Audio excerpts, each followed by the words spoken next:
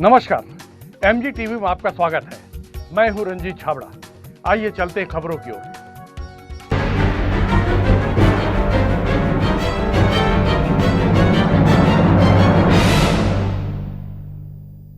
नगर निगम के 2 साल को सफलतम कार्यकाल बताते हुए सत्ताधारी पदाधिकारियों द्वारा पत्रकार वार्ता आयोजित कर बताया गया कि 138 सालों की सत्ता के विपरीत नगर निगम द्वारा महापौर विजय देवांगन के नेतृत्व में नगरीय क्षेत्र का सर्वांगीण विकास किया गया है।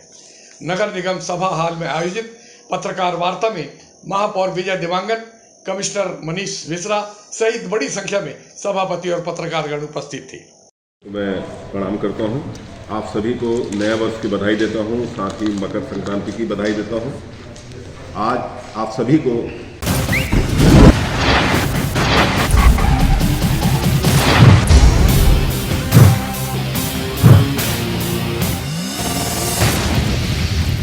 नमस्कार, एमजी टीवी में आपका स्वागत है। मैं हूं रंजीत छाबड़ा। आइए चलते हैं खबरों की ओर।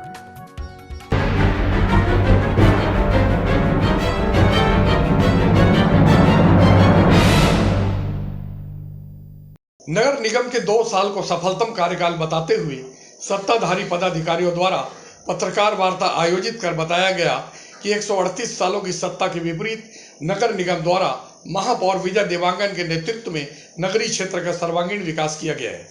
नगर निगम सभा हाल में आयोजित पत्रकार वार्ता में महापौर विजय देवांगन, कमिश्नर मनीष मिश्रा सहित बड़ी संख्या में सभापति और पत्रकारगण उपस्थित थे। मैं प्रणाम करता हूं। आप सभी को नया वर्ष की बधाई देता हूं, साथ ही मकर संक्रांति की बधाई देता हूं। आज आप सभी को यहाँ आमंत्रित करने का उद्देश्य यह है कि हमारा 15 जनवरी 2022 को 2 वर्ष का कार्यकाल नगर निगम का पूर्ण हुआ है। इस 2 वर्षों के कार्यकाल में हमने अपना लेखा जोखा आप सभी के समक्ष प्रस्तुत करने के लिए आप सभी को आमंत्रित किया है। मैं आपको बताना चाहूँगा कि हमारे नगर निगम के द्वारा विभिन्न योजना मदों से स्वीकृत कार्यों की संख्या 424 कार्य है। 424 कार्य हमने इन 2 सालों में स्वीकृत किया है, जिसमें बहुत सारे कार्य पूर्ण हो चुके हैं, बहुत सारे हो रहे हैं और बहुत सारे होने वाले हैं। प्रमुख संपादित कार्य के संबंध में आपको बताना चाहूँगा कि हमारे नेशनल हाईवे में अर्जुनी मोड़ से पावर हाउस तक और अंबेडकर चौक तक मंडी तक लगभग 91 लाख का ट्यूबुलर कोर की स्थापना हमारे कार्यकाल में पूर्ण हुआ है।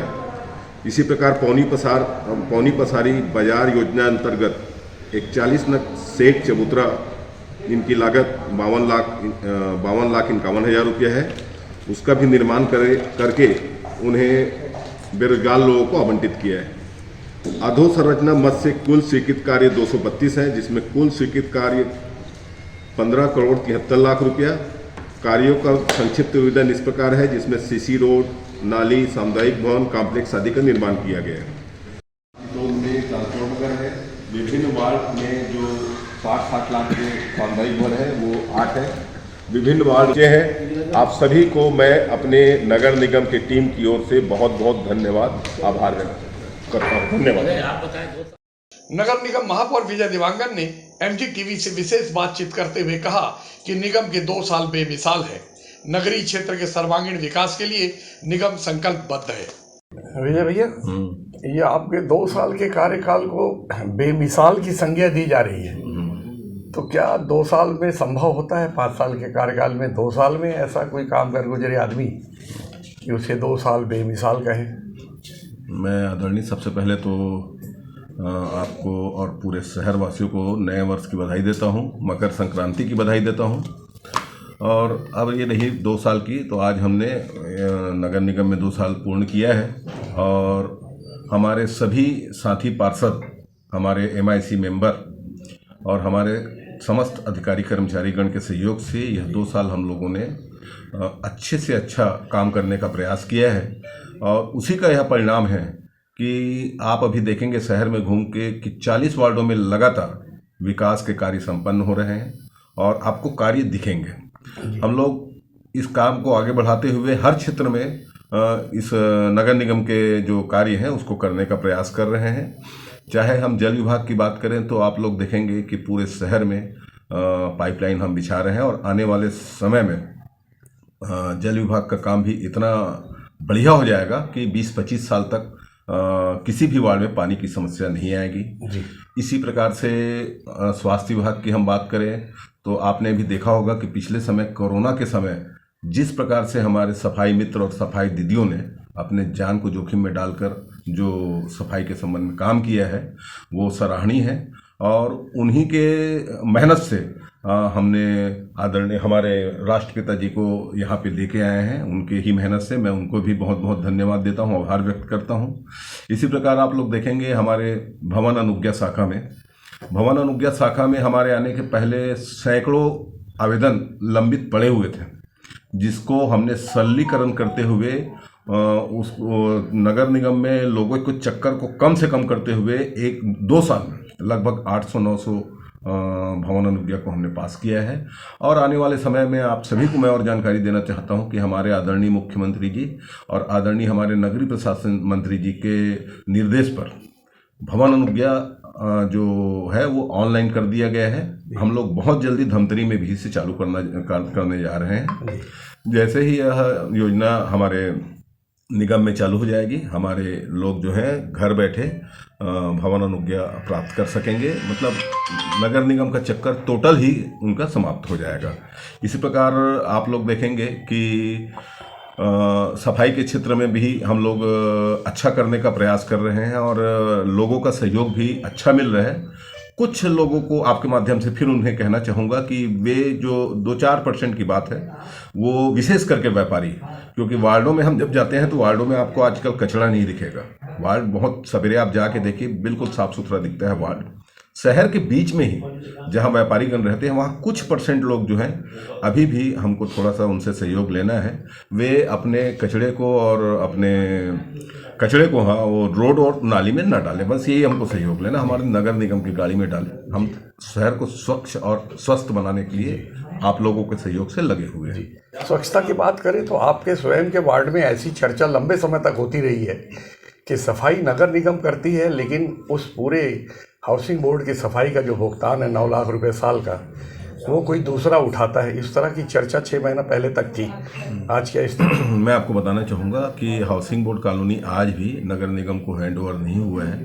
तो हमारी जो सफाई दीदियाँ हैं जो घर घर से जो कचरा उठाने का काम है वो हमारे नगर निगम करती है। बाकी समस्त सफाई का काम हाउसिंग बोर्ड के समस्त सफाई का काम हाउसिंग बोर्ड अभी भी करती है। लाइट का काम अभी भी वही करती हैं और जितना भी मेंटेनेंस का काम है हाउसिंग बोर्ड ही करती है। जी। 1 साल पहले आपने वादा किया था कि धमतरी वालों को 101% शुद्ध जल आपूर्ति करेंगे पेयजल की, लेकिन रुद्री जल संसाधन विभाग का और रुद्री गांव का पूरा गंदा पानी नहर में गिरता है और नहर से गिर के ठीक 1 किलोमीटर आने के बाद वाटर ट्रीटमेंट प्लांट में आता है। अब वहाँ फिल्टरिंग की क्या व्यवस्था है, कितना फिल्टर हो पाता है, वो कितना % शुद्ध है?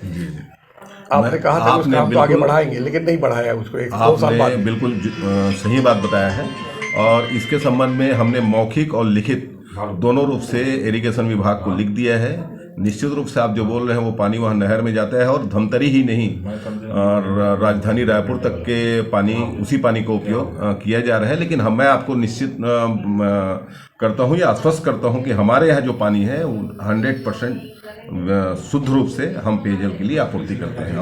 हमारा जो ट्रीटमेंट है किसी प्रकार का उसमें पेयजल में अशुद्धि नहीं मिलेगी और इस पेयजल को हमारे जो केमिस्ट है वो लगातार उसको चेक करते हैं। जब पेयजल शुद्ध होता है तभी हम उसको सप्लाई करते हैं। पहले 138 सालों में या कहे 15 साल के भाजपा शासनकाल में कभी पेयजल बाधित नहीं हुआ, लेकिन अभी आए दिनों वाटर ट्रीटमेंट प्लांट में मोटर जलने या पेयजल बाधित होने की समस्याएं हर 4-5 महीने में लौट कर आ रही हैं। तो उससे लोग थोड़ा सा चिंतित है, क्या कारण है? नहीं, इस प्रकार का आरोप तो मैं समझता हूँ गलत है। और देखिए मशीनरी का जो काम है, मशीनरी कभी भी धोखा दे जाती है। तो हमारे द्वारा आप ये देखिए कि अगर कोई मोटर ख़राब होता है तो उसको बनाने में हमारे द्वारा कोई देरी होती है क्या? पूरा हमारा स्टाफ लगता है और हम तत्काल उसको बनाकर उस पेयजल की व्यवस्था को सुचारू करने का भरपूर प्रयास करते हैं। और मैं समझता हूँ कि इन 2 सालों में बहुत कम ऐसा समय आया होगा जब लोगों को पेयजल नहीं मिला होगा। यदि कहीं पे कोई कारण से हम किसी पेयजल को उपलब्ध नहीं करा पाते हैं तो तत्काल हम पानी टैंकर के द्वारा वहाँ पेयजल की उपलब्धता करवाते हैं। जी, अमीर धरती गरीब नगर निगम की चर्चा बहुत होती है। शहर में 45 एकड़ जमीन आपकी बताई जाती है नगर निगम की। 30 एकड़ में 105 लीजधारी काबिज है। बहुत सारे मामले हाई कोर्ट में भी है। तो वो 15 एकड़ जो जमीन है उसे संरक्षित करके अपने राजस्व आय क्यों नहीं बढ़ाते? तनख्वाह देने के लिए कर्मचारियों को हर बार राजधानी क्यों जाना पड़ता है? नहीं, मैं इतना ही ज़मीन आपका जानकारी पूरी नहीं है। इतनी ज़मीन हमारे पास कोई खाली नहीं है। बहुत कम ज़मीन हमारे पास खाली है। सीमांकन क्यों नहीं कर? मेरी बात सुनिए, इसका डर है। आप सुनिए, बहुत सारा ज़मीन जो है रोड और अन्य काम की वजह से आपको कम दिख रहा है। रोड में भी काफ़ी सारा ज़मीन निकला हुआ है वहाँ, तो खाली ज़मीन वहाँ आपको देखने में नहीं मिलेगा। जो भी ज़मीन है वो लीज में दिया हुआ है। यदि वो खुला पड़ा है इसका मतलब ये नहीं है कि ज़मीन खाली है, दूसरे को दिया हुआ है। यदि वो लोग उपयोग नहीं कर रहे हैं वो अलग बात है। लेकिन मैं आपको आज आपके माध्यम से फिर बताना चाहूँगा कि मैं और हमारे टीम, नगर निगम की टीम इस मामले को संज्ञान में लेकर इसका कुछ हल निकालने का हम लोग प्रयास आने वाले समय में करने जा रहे हैं। कोशिश करेंगे कि वो इनका हल निकल जाए ताकि हमारे शहर के लोगों को भी लाभ हो और नगर निगम को भी लाभ हो।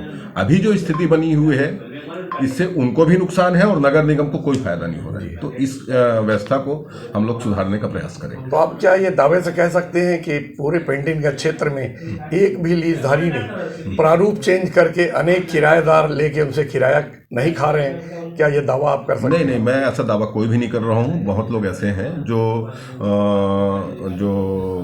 व्यावसायिक कारण से लिए हैं और आवासीय के कारण से लिए हैं और व्यावसायिक बनाए। ऐसा बहुत सारी चीज़ें हैं, लेकिन हम उनको जैसा नियम हमारे पास होगा हम नियमानुसार कार्रवाई करते हुए पटरी में लाने का भरपूर प्रयास करेंगे। सरकार के वादे में था कि संपत्ति कर आधा करेंगे, तो जनता ने विश्वास करके आप लोग को सत्ता में बैठाया, लेकिन संपत्ति कर आधा नहीं हुआ क्योंकि ये सरकार लेवल वाला मामला है। अपने स्तर पे इस तरह की जो भावनाएं हैं किस तरह सरकार को अवगत? मैं आपको ये बताना चाहूँगा कि हमारे द्वारा संपत्ति कर किसी प्रकार की बढ़ोतरी नहीं की गई है अभी तक से, और आने वाले समय में हमारे सीएम साहब जो भी घोषणा करते हैं उसे पूरा करते हैं। तो यदि हमारे सीएम साहब घोषणा किए हैं तो उसको वो जरूर पूरा करेंगे, उम्मीद रखना चाहिए। हमारे द्वारा किसी भी प्रकार के संपत्ति कर के अतिरिक्त भी किसी भी प्रकार के कोई कर को नगर निगम धमतरी ने उसे बढ़ाया नहीं है। जो पहले चल रहा था उसी के आधार पर हम लोग आज भी किसी भी प्रकार का टैक्स है उसे ले रहे हैं।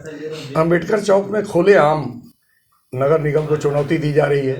पूरे प्रदेश में ऐसा कभी नहीं देखा गया कि प्राकृतिक जल प्रवाह के मार्ग को किसी को नाली बनाने के लिए अनुमति दी गई हो, लेकिन एक अस्पताल को अनुमति दी गई है। उसने नाली की जगह मिशनरी वर्क करके नाला बना दिया है। उस नाले के बाजू में जहां आप लोग को सफाई करनी है वहां मार्ग अपने अस्पताल तक ले जा रहे हैं। नंबर 1। नंबर 2, उसके पीछे एक 200% अवैध पुलिया है जिसे तोड़ने का नाटक किया गया लेकिन तोड़ा नहीं गया। ये बात अगर प्रमाणित नहीं होती है तो हम ऑनलाइन बोल रहे हैं कि हम पत्रकारिता छोड़ देंगे। अगर वो पुलिया अवैध नहीं होगी तो हम ऑनलाइन बोल रहे हैं कि हम पत्रकारिता छोड़ देंगे। आपके संज्ञान में आने के बाद आप क्या करेंगे? जी, मैं आप जो बता रहे हैं इसको मैं जरूर जांच करवाऊंगा और इस पर आवश्यक जो भी उचित कार्रवाई होगी उसको हम करेंगे। क्षेत्रवासियों को इस 2 साल पूरे होने पे मैं इस तरह की अपील समस्त नगरवासियों को सबसे पहले धन्यवाद देता हूं कि उनका सहयोग और आशीर्वाद मुझे प्राप्त हुआ, जिनके बनिस्बत हम लोगों ने नगर निगम को सुचारू संचालन करने का भरपूर प्रयास किया है और एक अच्छा वातावरण में नगर निगम को कार्यों को हम लोग यहाँ कर रहे हैं। वातावरण भी हमने नगर निगम का चेंज किया है। लोगों को जो हमारे जो नागरिकगण हैं जो नगर निगम में आते हैं उनको सम्मान के साथ उनके कार्य को करने का हम प्रयास कर रहे हैं, जिसमें उनका काम भी हो और नगर निगम में सम्मान भी मिले। और मैं समस्त MIC मेंबर को, हमारे समस्त पार्षदगण को और हमारे समस्त अधिकारी कर्मचारियों को धन्यवाद देता हूं कि उनका भरपूर सहयोग मुझे प्राप्त हुआ। विपक्ष के समस्त पार्षदों को भी धन्यवाद देता हूं कि उनका भी सहयोग मुझे लगातार प्राप्त हुआ। क्षेत्र में मेडिकल कॉलेज स्थापना के लिए अभियान चला रहे देशांत जैन विकास के दावों को अधूरा बताते हुए कहते हैं कि अभी अनेक क्षेत्रों में अनेक विकास कार्यों की जरूरत बाकी है। देखते देखते 2 साल गुजर गए। 138 साल की पुरानी सत्ता ढह गई और नगर निगम पे आज कांग्रेस काबिज है। अपने 2 सालों को बेमिसाल करके प्रचारित और प्रसारित किया जा रहा है। आप कैसा देखते हैं इसको? अब वो तो जो भी सत्ता में रहते हैं वो प्रचारित करते हैं कि भाई बेमिसाल है हमारा, लेकिन लोगों की अपेक्षाओं में मुझे ऐसा नहीं लगता कि पूर्ण रूप से बैठ पाए हैं। आज देखिए नाली की स्थिति भी वहीं की वहीं है, रोड की स्थिति भी वहीं की वहीं है। प्रकाश के मामले में बीच बीच में फ़ोटो ज़रूर छपते रहता है कि हम प्रकाश के लिए सब तरफ पे लाइट लगवा रहे हैं, सब जानते हैं, फिर भी अंधेरा पूरा तरफ छाया ही हुआ है। सही मायने में ठोस कदम उठाने की ज़रूरत है, अच्छी प्लानिंग की ज़रूरत है। शहर को सही तरीके से व्यवस्थित करने के लिए जैसा प्लान बनाना चाहिए उस प्लान के ऊपर भी किसी भी प्रकार की कोई पहल दिखती नहीं है। हाँ, ये सब बात रखेंगे तो ज़रूर वो बोलते हैं कि कोरोना की स्थिति है करके, फिर कोरोना काल रहते हुए भी अगर एक अच्छा प्लानर, एक अच्छे दिमाग के साथ में अगर काम किया जाए तो ये नगर पालिका जो नगर निगम बना, वो नगर निगम बहुत व्यवस्थित और सुंदर और व्यवस्थित बन सकता है। ये गंदी नाली का पानी पूरे रुद्री जल संसाधन विभाग का और रुद्री वासियों का नहर में जाता है, नहर से होके वाटर ट्रीटमेंट प्लांट तक आता है। आपका अनुभव क्या कहता है? 100% साफ़ होना संभव है? वहाँ फिल्टर होके धमतरी आना 100% संभव है या कुछ न कुछ 1% दोष रह ही जाते हैं? ये वाटर ट्रीटमेंट प्लांट से तो मेरा ये मानना है कि अच्छा पानी लोगों को मिलता है। हाँ, क्योंकि पहले जो पानी था उससे तो बहुत अच्छा पानी मिलने लगा है। ताराचंद जी हिंदुजा के समय में ये पास हुआ था।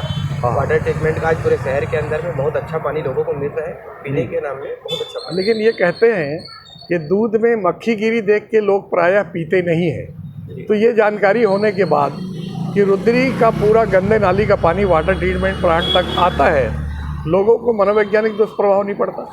पड़ेगा, बिल्कुल कोई दो मत नहीं है। उसके लिए नगर पालिका, नगर निगम जो है अभी उसको व्यवस्थित करना चाहिए, उस पर ध्यान देना चाहिए और उस पर काम करने की ज़रूरत है। भाई ट्रीटमेंट का काम है, साफ़ करना जरूर है, लेकिन अगर कोई चीज़ कहीं से गंदा आ रहा है तो उसके लिए पहले से अरेंजमेंट और व्यवस्था बनानी चाहिए कि अच्छा पानी मिले लोगों को। पीने का मामला है, हेल्थ से जुड़ा हुआ मामला है, उस पर विशेष रूप से ध्यान देना चाहिए। राज्य सरकार के घोषणा पत्र में संपत्ति कर आधे का वादा भी था। 2 साल गुजर गए, क्या लगता है ये वादा पूरा ये कर पाएंगे, नहीं कर पाएंगे? अभी तक तो वादा है, वो पूरा करते हैं तो बहुत अच्छी बात है। और वादा चुनावी वादा है कि ये वास्तविक वादा है, ये आगे चल के समझ में आएगा लोगों को। जी, कि वाटर हार्वेस्टिंग के लिए बहुत सारे लोगों के पैसे भी जमा करवाए गए हैं वहाँ, लेकिन वाटर हार्वेस्टिंग की स्थिति से आप कितने संतुष्ट हैं नगरीय क्षेत्र में? वाटर हार्वेस्टिंग का जो विषय होता है उसमें कोई भी अगर नया आप कंस्ट्रक्शन कराते हैं तो अनिवार्य रूप से वहाँ पे वाटर ट्रीटमेंट का जो वाटर सोप पिट बनवाना आपको अनिवार्य है जी। वो सोप पिट अगर आप नहीं बनाओगे तो एक व्यवस्था टाइप का बस खड़ा हो गया है। उसका जो लीगल पैसा जमा होता है, वो पैसा जमा करने के बाद निगम का उस पर कोई ध्यान नहीं होता है कि वो बना कि नहीं बना। बस एक व्यवस्था है कि ये इसका इतना रुपया आप पटा दीजिए तो ये हो जाएगा। एक दृष्टिकोण ये भी देखा जा रहा है कि राज्य सरकार ने महसूस किया कि भवन अनुज्ञा लेने में कहीं न कहीं कुछ बड़ी गड़बड़ी है, इसलिए उसे ऑनलाइन कर दिया जाए। तो ये नगर निगम का फेल्योर नहीं है? देखिए आज की डेट में ऑनलाइन व्यवस्था मेरा तो मानना है कि एक अच्छा व्यवस्था है, लेकिन उसमें लोगों ने कमियां निकाल कर उसको रोकने का भी प्रावधान खड़ा करके रख दिया है। उनके पास में पावर्स होते हैं कि भाई 1 महीने के अंदर में आपको करके देंगे, और अगर 1 महीने के अंदर में अगर वो नहीं भी होता है उसमें कोई ना कोई कमी निकाल के रोक रहे हैं। अभी भवन अनुज्ञा में तो बहुत सारा रोक चल ही रहा है, कंटिन्यू देखने के लिए मिलता है। शुरू में आरोप लगे थे क्लोरीन और सैनिटाइजर में घोटाले के, और मामला पुलिस तक भी पहुंच गया था, लेकिन अपरिहार्य परिस्थितियों में वो प्रकरण वापस ले गया। तो क्या माने कि यहाँ भ्रष्टाचार बिल्कुल 0% है? आरोप लगा है तो कुछ ना कुछ तो तकलीफ आई होगी, और उसको अपना अंदर ही अंदर सेटलमेंट हुआ होगा तभी उसको क्लोज किया गया जी। तो सीधा मामला तो दिखता है, ऐसा नज़र नहीं आता मेरे को। फिर पता नहीं, मुझे विस्तृत जानकारी अंदर में लेने के बाद में मैं आपको बाकी डिटेल दे सकता हूँ। पहले देखते हैं नज़रिए में तो ऐसे लगता है कहीं ना कहीं आपस में मैनेजमेंट होकर क्लोज कर दिया गया जी। एक सभापति ने अपने कक्ष के बाहर यहाँ लेन देन नहीं होता का बोर्ड लगाया है, तो क्या माने बाकी सारे सभापतियों के यहाँ लेन देन होता है? अब वो बोर्ड लगाना उनकी मानसिकता के ऊपर है, मैं कुछ बता नहीं सकता हूँ इस बारे में। लेन देन हो रहा है कि नहीं हो रहा है, मेरा निगम में ऐसा कोई इन्वॉल्वमेंट नहीं है। हाँ, होता है कि नहीं होता है ये, लेकिन एक सभापति द्वारा ऐसा लिखवाना कि हमारे यहाँ लेन देन नहीं होता, तो क्या बाकी जगह लेन देन होता है? ये वो सभापति मेरे से ज़्यादा अच्छे से बताता है। होता है। जिला भाजपा के सक्रिय महामंत्री कविंद्र जैन ने निगम दावों को भ्रामक बताते हुए कहा कि पदाधिकारियों में दृढ़ इच्छा शक्ति का अभाव है, इसीलिए विकास कार्य प्रभावित हो रहे हैं। 2 साल बेमिसाल कह के आज पत्रकार वार्ता ली गई है नगर निगम में, और वो कह रहे हैं कि जो काम आप लोग पिछले 15 साल में धमतरी में और राज्य में सरकार रहते हुए एक साथ में नहीं कर पाए, वो हमने कर दिखाया, सर्वांगीण विकास कर दिखाया और सारे तालाबों को लबालब कर दिया है, सारी रोशनी छा गई है और अब आगे भी और प्रगति करेगी, इस तरह बता रहे हैं। केवल तालाब ही नहीं, पूरा शहर लबालब कर दिया इन्होंने। इसके लिए वाकई इनकी मिसाल नहीं दी जा सकती। पूरा धमतरी शहर, जो कभी इतिहास में ऐसी स्थिति नहीं आई थी, इस बार बरसात में शहर ने देख लिया कि क्या स्थिति है। इस बार पहली बार ऐसा इतिहास में, आपके भी जानते में और मेरे भी जानते में ऐसा हुआ होगा कि बिजली बिल नहीं पटा पाने के कारण पूरा शहर अंधकार में चला गया। अगर ये 2 साल बेमिसाल है तो शहर की जनता इसका क्या जवाब देगी, वो उनकी कल्पना से भी बाहर है। ये रुद्री पूरी बस्ती का और जल संसाधन विभाग का पूरा गंदा पानी नहर में गिरता है, वहाँ से आधा किलोमीटर पार करके फिर वो वाटर ट्रीटमेंट प्लांट तक आता है। तो क्या लगता है ये पेयजल जो धमतरी को ऊपर दिया जा रहा है, ये 100% शुद्ध होता होगा? मैं हमेशा एक बात बोलता था, जब भारतीय जनता पार्टी की सरकार में जब जल शोधन संयंत्र यहाँ पे लगा था, तो धमतरी के लोगों का ये सौभाग्य है कि यहाँ के गूसल खाने में भी आरओ का पानी आता है।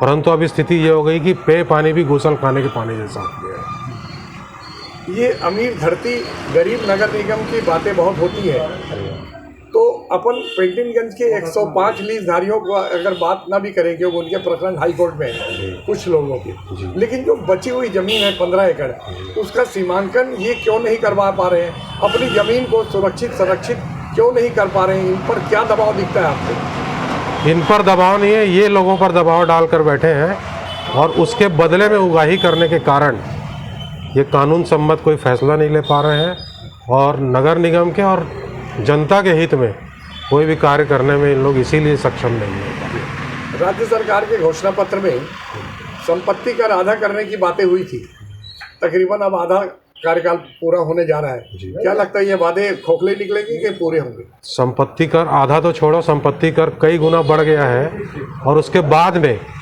जो वसूली है, उस वसूली का जो रौब है और दादागिरी है, वो शहर की जनता गरीब बस्तियों में जा करके, और ये लोग वसूली के नाम पे आतंक मचा रहे हैं। ये वाटर हार्वेस्टिंग की बड़ी बड़ी बातें हुई थी कि साहब हमारी सत्ता आएगी तो ऐसा वाटर हार्वेस्टिंग सिस्टम बनाएंगे, क्या लगता है उसमें सफल हैं ये लोग? इन लोगों ने अभी आज से 2-3 महीने पहले तक इनकी ये स्वीकारोक्ति थी कि हम कोरोना की वजह से कोई काम नहीं कर पाए, और आज अगर ये अपनी पीठ थपथपाते हैं कि 2 साल में हमने वो कर दिया है जो 15 सालों में नहीं हुआ, तो या तो ये उस समय झूठ बोल रहे थे या आज झूठ बोल रहे हैं। ये भवन अनुज्ञा को लेकर अभी दावे हो रहे थे कि हमने तो छोटे से कार्यकाल में 1500 भवन अनुज्ञा पत्र जारी किए हैं। दूसरी तरफ राज्य सरकार ने ऑनलाइन कर दिया, तो क्या लगता है अगर राज्य सरकार संतुष्ट होती नगर निगमों के काम से, तो क्या ये नौबत थी कि वो ऑनलाइन करते? भवन अनुज्ञा का जो बंदर बाट यहाँ की जो प्रदेश की जितनी भी नगरीय निकाय है वहाँ हो रहा था, उसको देखते हुए शासन को ये भय उत्पन्न हो गया कि कहीं इसी प्रकार चलता रहा तो ऐसा ना हो कि हमारी पूरी लुटिया डूब जाए। इसलिए उन्होंने इसको ऑनलाइन करने का जो फैसला लिया है, निश्चित रूप से आप शहर में कहीं भी जाएंगे, भवन अनुज्ञा के नाम से जो लूट इस निगम के अंदर में मची हुई है, वो आपको सर्वत्र आपको सुनने को मिल जाएगा, और खुली लूट है। आप अपनी मर्जी से किसी को, जो नियम है उसका कोई मतलब नहीं है। हमारी मर्जी होगी हम उसको मकान तोड़ देंगे, हमारी मर्जी होगी हम उसको अनुज्ञा दे देंगे जी। ये खेल चल रहा है जी। आपके समय में, आपके कार्यकाल में, आप जब पदाधिकारी थे, पूरी भाजपा ने मिलके क्लोरीन और सैनिटाइज खरीदी में भ्रष्टाचार के मामले को बहुत ही जोर शोर से उठाया था। वो मामला टाई फिस हो गया, क्या कारण दिखता है? ये सब जो है, एक तो सबसे पहली बात यह है कि सत्ता के नशे में चूर हैं ये लोग, सच्चाई जनता के सामने लाने नहीं देना चाहते, जनता की विपक्षी आवाज़ को दबा देना चाहते हैं। परंतु पब्लिक सब जानती है, सब देख रही है, और जो स्थिति आज की तारीख में निगम की है, पहली बार इतिहास में धमतरी की लोगों ने ये एक बार इनको मौका दिया है, और ऐसा लगता है कि आने वाले 100 साल तक के लिए फिर से जनता को चेतावनी मिल चुकी है। बहुत सारी महत्वपूर्ण सड़कों में शराब भट्टियों में बेशुमार भीड़ लगी रहती है। क्या लगता है वक्त आ गया है कि नगर निगम ऐसी निर्विवाद क्षेत्रों में शराब भट्टियां ले जाए जहां स्कूली बच्चों पे, नागरिकों पे बुरा प्रभाव ना पड़े? नगर निगम के हाथ में कुछ भी नहीं है। जिस सरकार में बैठे जो सरकार के मुखिया हैं वो जब बहानेबाजी करते फिरते हैं, जब आपने शराबबंदी की बात की थी तब आपने किसी प्रकार का कोई बहाना, किसी प्रकार का कोई भी उसमें शर्त लगाने की प्रयास नहीं किया था। परंतु आज स्थिति ये है कि आप मंच से बोलते हैं कि आप ग्राम पंचायत से प्रस्ताव बना के लेके आइए तब शराब बंद करेंगे। मतलब ये है कि इसको भी आपको साबित करना कि शराब एक सामाजिक बुराई है, इसके लिए ग्राम पंचायत प्रस्ताव दे। ये 2 साल बेमिसाल बोल रहे हैं, आप कैसा देखते हैं? कोई मिसाल नहीं है इन 2 सालों की। ये 2 साल में ऐसा काम कर गए हैं कि आने वाले 100 साल तक के लिए अपना स्थान जो है यहाँ से हमेशा के लिए खुद अपने हाथ से हटा रहे हैं। नगर के जागरूक नागरिक भागेश बैद ने नगर निगम के 2 साल बेमिसाल के दावों को फलाफ सो बताते हुए कहा कि निगम विकास के मोर्चे पर पूरी तरह फेल है। नगर निगम के 2 साल के कार्यकाल को बेमिसाल बोल के प्रचारित और प्रसारित किया जा रहा है। आज पत्रकार वार्ता भी बुलाई गई थी। क्या आप देखते हैं कि शहर का वाकई में 2 साल में जितना विकास होना चाहिए था, क्या उतना विकास आपको दिखता है? यह तो मुझे बिल्कुल नहीं दिख रहा है कि 2 साल में ऐसी कोई भी उपलब्धि नहीं है जिसे उन्होंने पूरी की हो। चाहे बालक चौक की तरफ जाता हूँ तो कॉम्प्लेक्स वैसा ही पड़ा हुआ है। चाहे मैं रत्ना बांधा या सिहावा चौक जाता हूँ तो वही स्थितियाँ है। मेरा शहर कहीं पे भी परिवर्तित नहीं दिख रहा है, तो इनका कार्यकाल बेमिसाल करके। वो कह रहे हैं कि सरोवर हमारी धरोहर को हमने चरितार्थ करके दिखाया है। कैसा चरितार्थ किया है भाई? वो एक बताए तो सही कि वो सरोवर धरोहर में कितना पैसा लगा है। ये सरोवर धरोहर में हुआ क्या है? क्या तालाबों में पानी भर गया है? लोगों का जो धमतरी का जल स्तर ऊंचा हो गया? ऐसा तो कुछ हुआ दिखता नहीं है। तो उनका कहना ही सबसे बड़ा हास्यास्पद है कि सरोवर ही धरोहर में हमने बहुत बार वर्किंग किया है। एक नए गार्डन का प्रोजेक्ट भी नहीं ला पाए, एक नए तालाब का जीर्णोद्धार का भी काम नहीं कर पाए, जबकि इससे पूर्व के शासन में कम से कम 2 से 3 तालाबों का जीर्णोद्धार तो हुआ। चाहे वो मकई गार्डन हो, रमशगरी गार्डन हो या दीवान तालाब हो, इन्होंने एक भी ऐसा कोई तालाब का प्रोजेक्ट लिया हो जिसको इन्होंने डेवलप किया हो तो ये बता दें। साल के कार्यकाल को लेकर बहुत बड़े बड़े दावे किए गए हैं और इसका जवाब नहीं दिया गया कि रुद्री से जो गंदा पानी नहर में गिरता है और वाटर ट्रीटमेंट प्लांट तक आता है आधा किलोमीटर चलकर, तो क्या वो संभव है कि 100% शुद्ध पेयजल धमतरी आ रहा हो?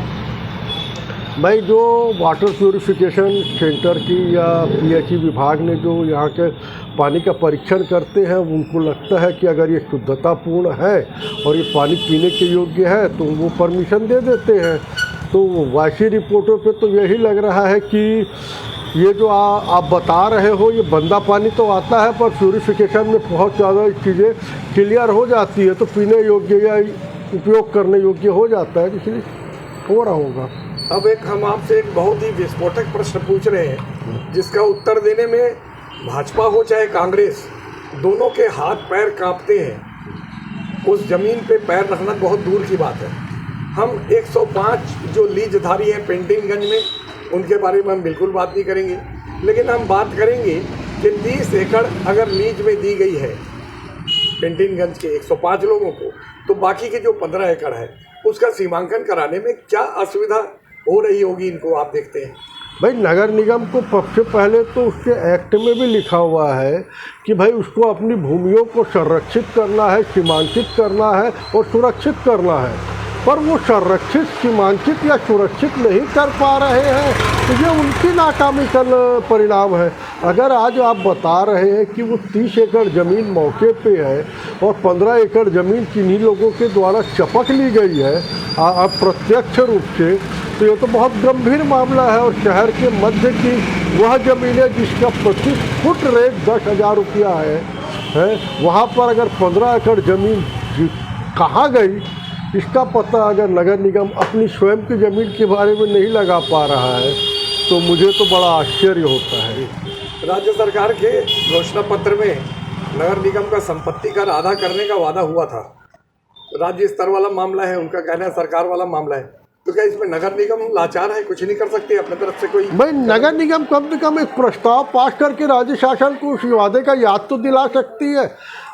नगर निगम की सामान्य सभा में एक प्रस्ताव लाया जा सकता है जिसमें ये कहा जा सकता है कि हम जो सरकार द्वारा घोषणा की गई थी संपत्ति कर आधा करने की, उस प्रस्ताव का हम अनुमोदन करते हैं, तो राज्य शासन के ऊपर दबाव पड़ता है। फिर हम अगर भ्रष्टाचार की बात करें तो हम अम्बेडकर चौक का नाम अगर ना भी लें तो बहुत सारे ऐसी जगह है जहाँ घोषित रूप से अवैध निर्माण है, जिसको अनेकों बार मीडिया में भी प्रकाशित हुआ है। उस पर कार्रवाई ना करना क्या बताता है? इच्छा शक्ति की कमी है या और कुछ है? मैं इसमें इच्छा शक्ति की कमी तो नहीं बताऊंगा, इसमें तो ऐसा है कि पर्याप्त इनकी इच्छा पूर्ति हो रही है, यह शब्द मैं कहूँगा, है ना। इसलिए ये सब कुछ हो रहा है। अब आप इसको इच्छा शक्ति मत बोले, पर्याप्त इच्छा पूर्ति बोले। इसी तरह का एक मामला जब इन्होंने राजपाट संभाला था नगर निगम का, तब सैनिटाइज खरीदी और एक और मामले को लेकर यहाँ प्रॉब्लम आया था जो प्रमाणित केस था, सैनिटाइज और क्लोरीन खरीदी को लेकर, लेकिन वो मामला भी रफा दफा हो गया। तो क्या लगता है यहाँ सब रफा दफा करने की एक चल रही है रवायत? ये तो बरसों से चल रही है एक ही कोशिश है कि कभी तुम खजवाओ कभी हम खजवाएं। दोनों एक दूसरे की पीठ खजवाते हैं, चाहे दोनों पार्टियों की एक ही स्थिति है और दोनों पार्टियों के लोग शहर विकास के लिए नहीं स्वयं के विकास के लिए सत्तारूढ़ होते हैं और वो स्वयं के विकास में लगे हुए हैं। शहर का विकास तो मुझे होता हुआ नहीं दिख रहा है। थोड़ी देर पहले आपने कहा था कि भूजल स्तर लबालब तालाब होने के बाद जितना बढ़ना चाहिए उतना नहीं बढ़ा है, लेकिन वाटर हार्वेस्टिंग तो नगर निगम का प्रोजेक्ट है। बीच में पता लगा कि वो स्वयं पैसे जमा करवा लेते हैं, वाटर हार्वेस्टिंग हम बनवाएंगे, और वो भी नहीं होता, और जो निर्माण करने वाले वो भी नहीं करते। तो ये कितनी गंभीर चूक है वाटर हार्वेस्टिंग वाली? मैंने इस विषय पर अक्सर यह देखा है कि मकान मालिक वाटर हार्वेस्टिंग का पैसा पटाता है, उसके बाद कहीं से एक रिपोर्ट बना के सबमिट कर देता है और जो पैसा पटा हुआ रहता है उसको वापस ले लेता है। तो कुल मिला के ऐसा है कि जब तक कि इस विषय पर जागरूकता नहीं आएगी, मकान बनाने वाला स्वयं जागरूक नहीं होगा, और जब तक कि उसको क्या महानदी के तट में बैठा हुआ है उसको पानी का अभाव नहीं है। अगर पानी का अभाव देखना है तो उसको दिल्ली, मुंबई या रायपुर में से जाके देखे कि पानी का अभाव क्या होता है, तब उसको दर्द होगा ना। यहाँ पे तो प्रचुर पानी है ना, इसलिए यहाँ के लोगों को दर्द नहीं हो रहा है। एक आरोप का उन्होंने खंडन किया है कि पेयजल आपूर्ति में बिल्कुल बाधा नहीं है, जितनी अच्छी व्यवस्था यहाँ है उतनी पूरे प्रदेश में नहीं है। भाई हर 3 महीने में मोटर ख़राब हो जाती है, ये तो सबसे बड़ी अवस्था है। और अगर लगातार मोटरें ख़राब हो रही है तो किसी वस्तु को अगर बार बार रिपेयरिंग कराने से उस वस्तु के मूल्य से ज़्यादा सिर्फ रिपेयरिंग का खर्च हो जाए तो उस वस्तु को बदलना ही सबसे बड़ा नियम होता है। वस्तु को बदल देते तो कम से कम 2-3 साल की गारंटी मिल जाती है। तो बार बार रिपेयरिंग कर करके सिर्फ सरकार के पैसे को चूना लगाया जा रहा है। और हर 3 महीने में एक न्यूज आती है कि 2 रोज़ के लिए पानी नहीं आएगा। इसके पूर्ववर्ती शासन काल में तो साल में एक आध बार खबरें ऐसी आती थी, आजकल तो हर 3 से 6 महीने में ऐसी खबरें आ रही हैं। तो कहीं ना कहीं दाल में तो कुछ काला है। अब काली दाल है कि राहर दाल है ये हमें नहीं पता। एक विसंगति राज्य सरकार और उन्हीं की पार्टी की काबिज नगर निगम में कांग्रेस सत्ता में जो बैठी है उनमें देखने को मिल रहा है। इनका कहना है कि हमने अपने छोटे से कार्यकाल में 1,500 भवन अनुज्ञा जारी किए हैं, दूसरी तरफ राज्य सरकार ने ऑनलाइन कर दिया। तो क्या लगता है ये अगर सफल होते तो सरकार को ऑनलाइन सुविधा देने की जरूरत थी? भाई ऑनलाइन सुविधा पूरे प्रदेश के लिए लागू की गई है, सिर्फ धमतरी के लिए लागू नहीं की गई है। और दूसरी वाली बात, भवन अनुज्ञा का खेल तो बड़ा लंबा चल रहा है धमतरी में। इसकी गहराई में ना जाए तो ही ज़्यादा अच्छा है, क्योंकि एक तो ऐसा हमाम है जिसके अंदर में सब नंगे ही नंगे हैं।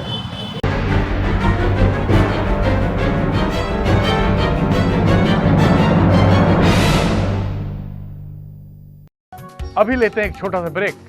आप देखते रहिए MG TV, क्योंकि खबरों का सिलसिला यहाँ थमता नहीं।